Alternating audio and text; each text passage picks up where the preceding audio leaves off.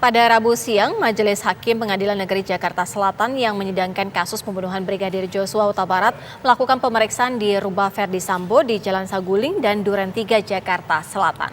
Pakar hukum pidana Abdul Fikar Hajar mengatakan kunjungan hakim ke tempat kejadian perkara kasus pembunuhan Brigadir J ini merupakan bagian dari sidang.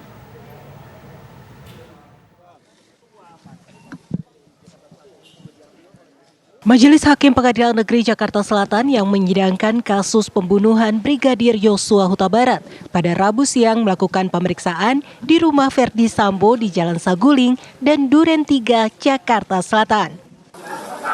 Saat itu Ketua Majelis Hakim Wahyu Iman Santoso mengecek kamera CCTV yang terpasang di rumah Ferdi Sambo, baik di lantai 1 dan 2 maupun di luar di sekitaran rumah Ferdi Sambo. Pakar hukum pidana Abdul Fikar Hajar mengatakan kunjungan hakim ke tempat kejadian perkara kasus pembunuhan Brigadir Joshua merupakan bagian dari sidang.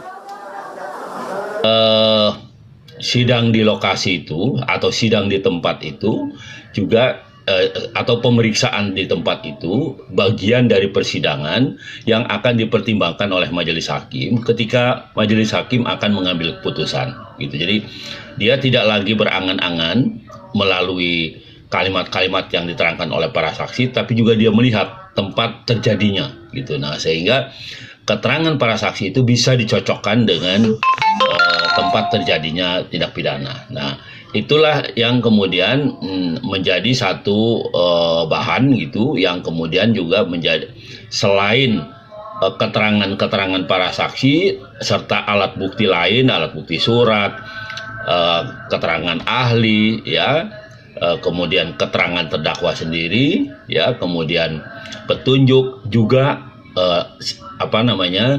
fakta-fakta atau bukti-bukti yang diketemukan di lapangan. Dalam hal ini adalah tempat terjadinya tindak pidana.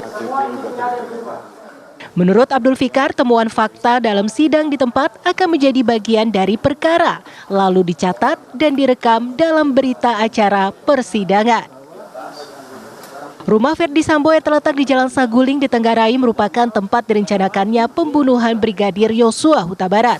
Sementara rumah dinas yang berlokasi di Jalan Duren 3 diketahui sebagai tempat penembakan Brigadir Joshua.